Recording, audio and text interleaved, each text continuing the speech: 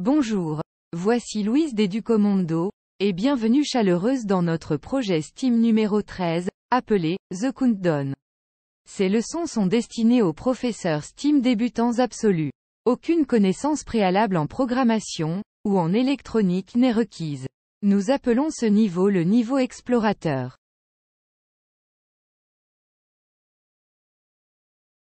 Le but du projet d'aujourd'hui est de découvrir un nouveau composant, l'affichage à 7 segments. Nous apprendrons également comment aborder un projet de programmation de différentes manières. Et le plus important, nous encouragerons le travail d'équipe pour réussir.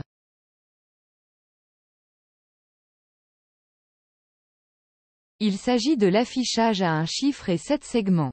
Avec ces segments, les chiffres de 0 à 9 peuvent être créés.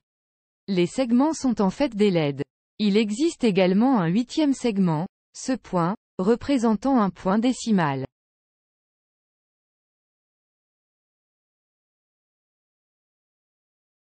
Il y a 10 broches qui sortent de l'arrière de l'écran. Je voudrais à ce stade vous présenter que vous pouvez trouver tous les détails d'un composant électronique sur une fiche technique.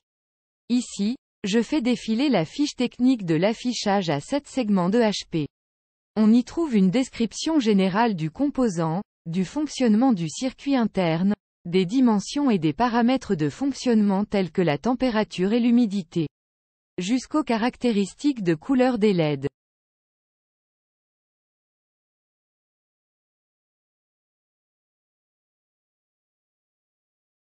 Dessinons sur le tableau blanc la relation entre les broches et les LED de l'écran. Les segments individuels sont nommés A, B, C, D, E, F, G et H, ou DP, qui signifie point décimal.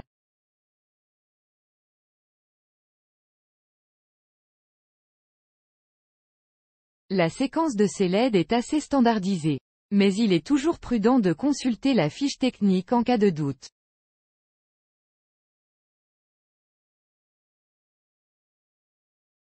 Ensuite, nous devons comprendre comment les 10 broches sont liées aux LED. Le plus simple est de commencer par les broches du milieu. Ce sont vos broches de cathode ou d'anode commune. Dans notre cas, nous avons des broches cathodiques communes. Demandez à vos élèves, s'ils se souviennent encore si la cathode est négative ou positive. En effet, la cathode est négative et doit être reliée à la masse.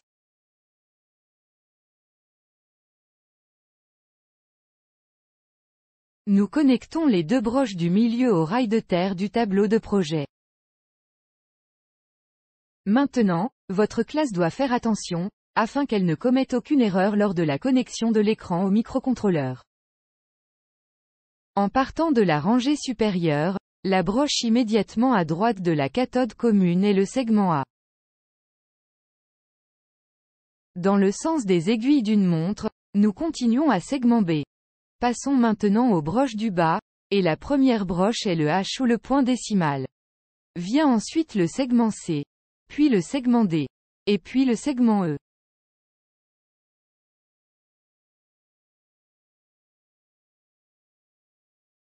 Ensuite, nous allons à la broche à gauche de la broche cathodique commune supérieure. Ceci est lié au segment F. La dernière épingle dans le coin supérieur gauche est liée à G.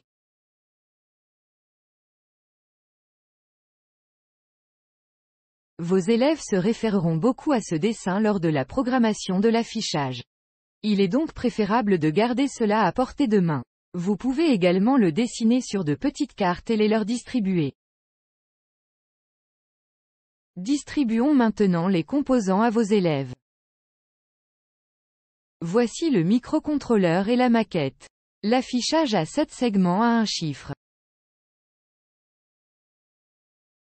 Comme ce sont des LED, nous aurons également besoin de 8 résistances de 220 ohms. Un tas de straps, au moins 10. Quelques fils préformés de différentes tailles. Et n'oublions pas la partie la plus importante, la fusée en carton.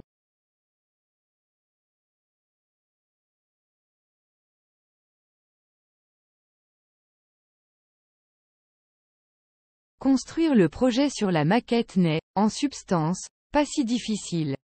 Mais comme les composants sont très proches les uns des autres, vos élèves devront faire très attention à ne pas mettre les straps dans les mauvais trous de la maquette.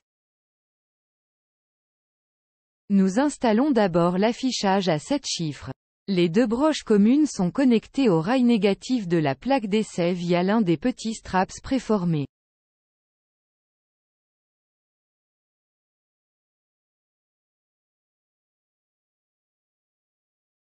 Nous connectons les rails négatifs supérieurs et inférieurs entre eux, et effectuons la connexion à une broche de masse sur l'Arduino.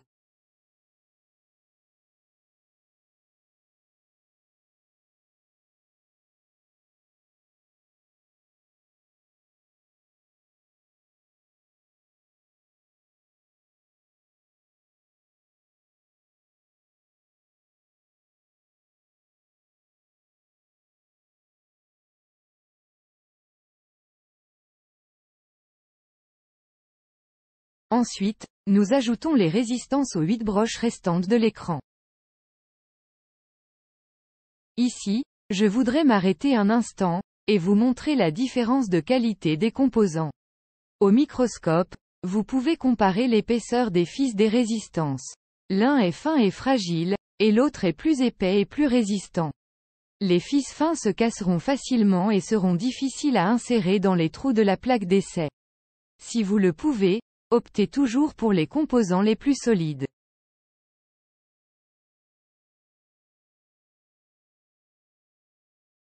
Pour accélérer la vidéo, nous avons déjà connecté les résistances aux broches d'affichage. Nous pouvons continuer à connecter l'écran au segment Arduino, un lien vers la broche numérique numéro 2, segment B à la broche 3, segment C à la broche 4, D à la broche 5, E à la broche 6, F à 7, G à 8.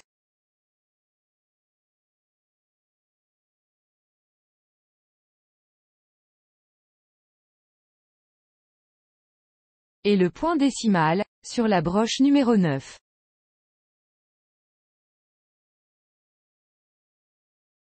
C'est tout pour construire le projet sur la maquette. Il est maintenant temps de commencer la programmation. Avant de continuer, lancez une discussion dans votre classe pour réfléchir aux différentes façons de programmer l'affichage pour un compte à rebours de 9 à 0. Dans cette session, nous montrerons 3 façons d'arriver au même résultat. La première consiste à connecter chacun des segments à une broche numérique et à définir chaque numéro séparément. La deuxième façon consiste à utiliser un registre à décalage. Comme nous l'avons déjà vu dans la leçon numéro 9, la barre laser. Nous enverrons une série de 0 et de 1 au registre à décalage, ce qui créera une sortie parallèle vers les segments.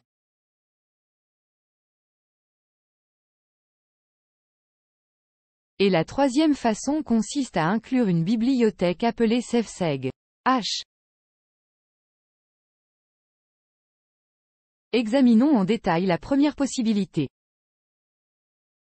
Demandez à vos élèves de connecter le microcontrôleur à leur ordinateur et laissez-les ouvrir l'environnement de développement intégré Arduino. Parce que nous couvrirons 3 scénarios, et que vos étudiants ont déjà accumulé suffisamment d'expertise dans la construction d'un projet, nous allons accélérer. Ajoutez en haut le nom de votre nouveau projet, Project 13 Countdown. C'est aussi l'endroit pour déclarer les variables.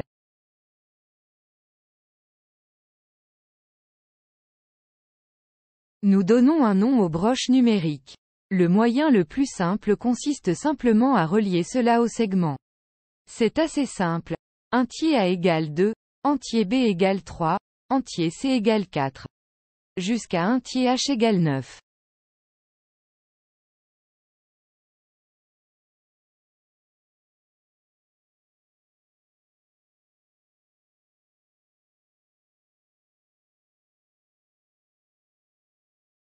On ajoute également un délai de 500 millisecondes, int dt égale 500.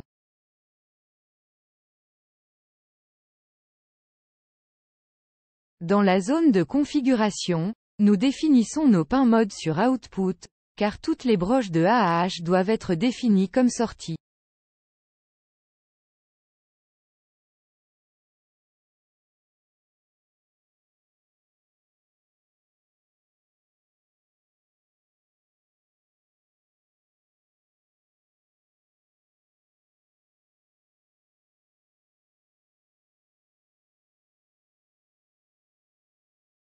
Dans la section boucle, nous devons programmer via Digital Write, si un segment sera haut ou bas, ou 1 ou 0.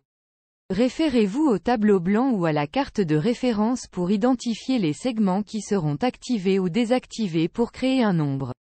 Vous pouvez montrer le premier numéro à votre classe, puis ils devront faire le reste eux-mêmes.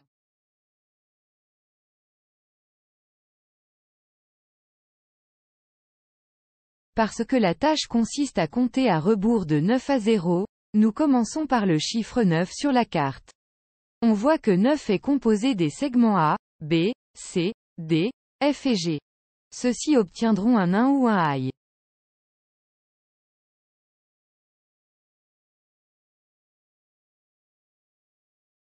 Le segment E n'est pas nécessaire, nous le mettons à 0. Nous n'utiliserons pas non plus le point décimal. Donc H obtient également un 0. C'est maintenant à votre classe de créer les nombres restants de 8 à 0.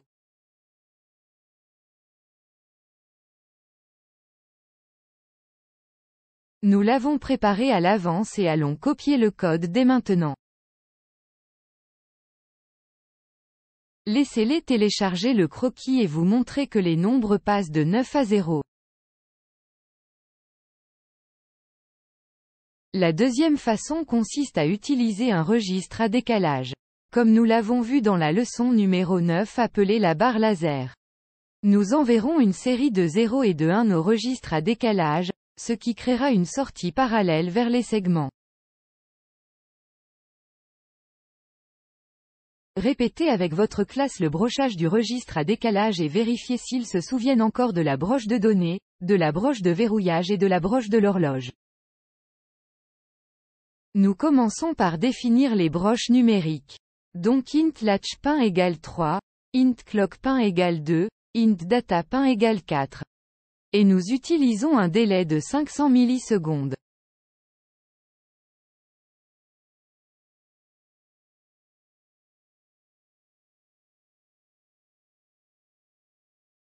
En regardant la carte de référence, nous définissons les nombres 0 à 9 comme l'ensemble de nombres binaires suivants. Nous créons, en utilisant byte, notre variable num1. Nous le définissons sur 0b, ce qui signifie que ce sera un nombre binaire, puis la séquence de 0 et de 1. Pour 1, ce sera 0, 1, 1, suivi de 5 0.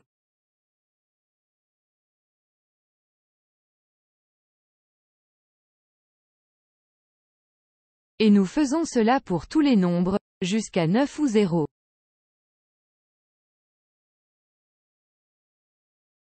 Dans la zone Setup, nous définissons les broches numériques comme output. Nous utilisons notre commande pain-mode pour latch pain, clock pain et data pain. Tous les trois sont définis comme sorties.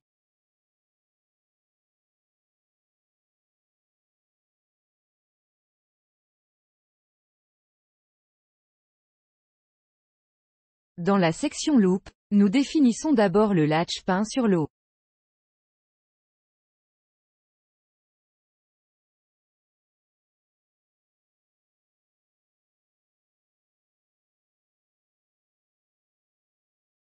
Ensuite on utilise la fonction shiftout avec les 4 paramètres, data pain, clock pain, le bit le moins significatif en premier, et le chiffre 1.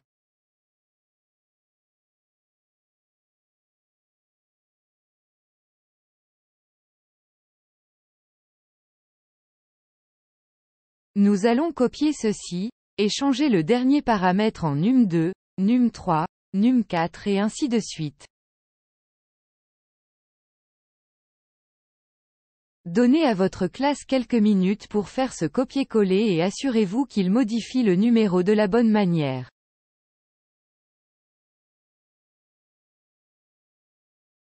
Laissez vos étudiants télécharger le programme. Si tout va bien, cette fois, il devrait voir le compteur passer de 0 à 9.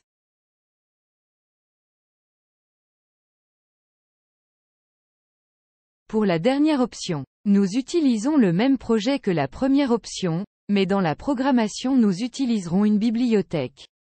La bibliothèque que nous utiliserons s'appelle saveseg. H.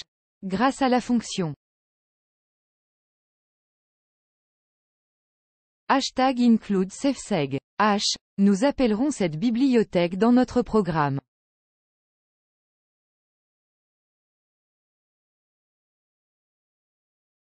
Nous incluons également un délai et créons un entier, une variable que nous utiliserons dans une boucle, for. Nous l'appelons int_j.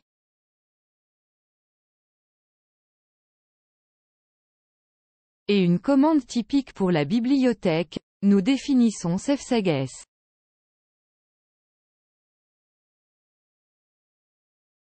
Pour la bibliothèque, nous devrons également définir deux tableaux.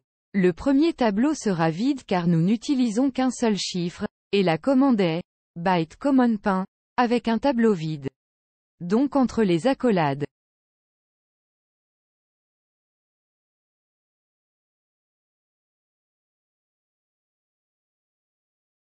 Nous appelons le deuxième tableau segpin, et ici nous ajoutons les broches 2 à 9, que nous avons utilisées sur la plaque d'essai.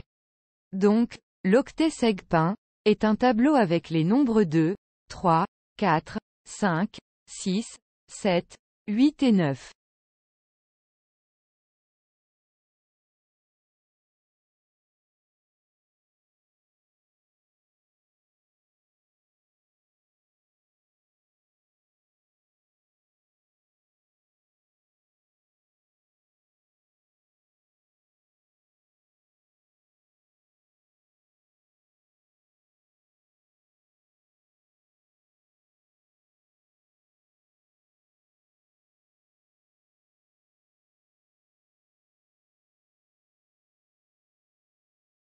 Dans le setup, on tape les 5 paramètres nécessaires à la fonction sbegin. Pour nous faciliter la vie, nous copierons ceci d'abord en commentaire.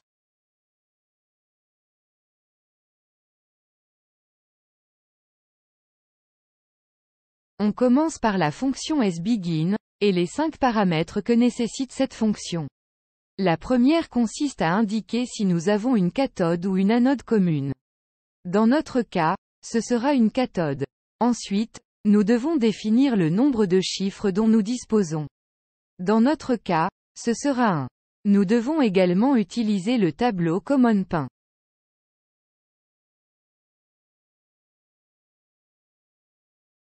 Nous devons également utiliser le tableau segpin. Et nous devons indiquer si nous avons utilisé ou non des résistances.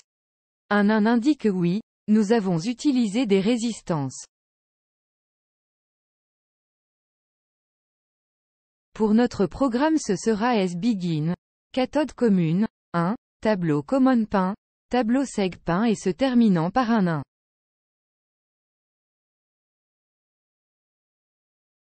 Dans la section boucle, nous pouvons continuer à écrire une fonction, for, très simple, pour j est égal à 9, et tant que j est supérieur ou égal à 0, j est égal à j-1.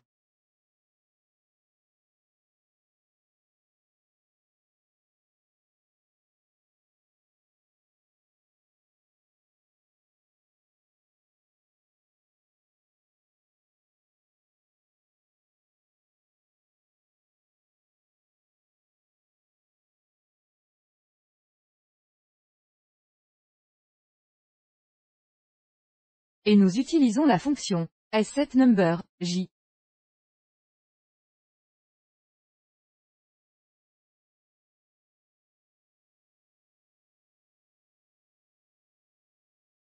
sRefreshDisplay.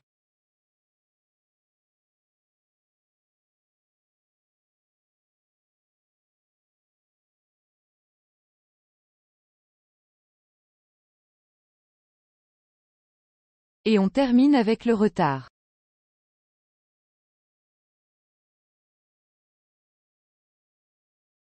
C'est ça. Laissez vos élèves montrer que le compteur passera de 9 à 0. Vous pouvez discuter avec vos élèves de la méthode qu'ils préfèrent. Utiliser des bibliothèques est probablement le moyen le plus intelligent et le plus court. Mais nous pensons que cela devrait être réservé aux programmeurs plus expérimentés, qui comprennent déjà les tenants et les aboutissants de la bibliothèque. Ceci conclut notre projet numéro 13, compte à rebours. Qu'avons-nous appris? Eh bien, nous avons découvert le fonctionnement de l'affichage à 7 segments. Nous avons également exploré qu'il existe différentes approches et méthodes pour parvenir au même résultat. Mais le plus important, nous avons encouragé le travail d'équipe dans notre classe. Et vos élèves ont réussi.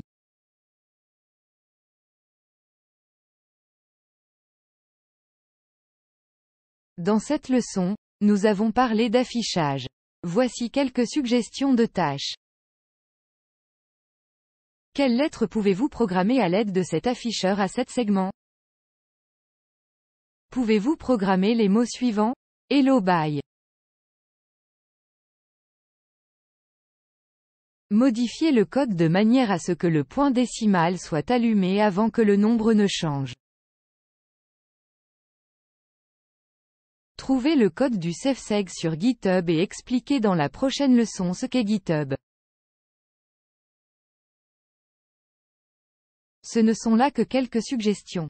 Utilisez votre propre expérience et votre imagination pour proposer d'autres tâches. J'espère que vous, et votre classe, avez apprécié ce projet et que vous et votre classe avez hâte de commencer le projet 14. Dans cette leçon, nous allons le compliquer un peu plus et nous travaillerons avec un affichage à 4 chiffres et 7 segments, en comptant vers le haut à chaque pression sur un bouton. Au revoir pour le moment, et au plaisir de vous voir tous lors de notre prochaine leçon.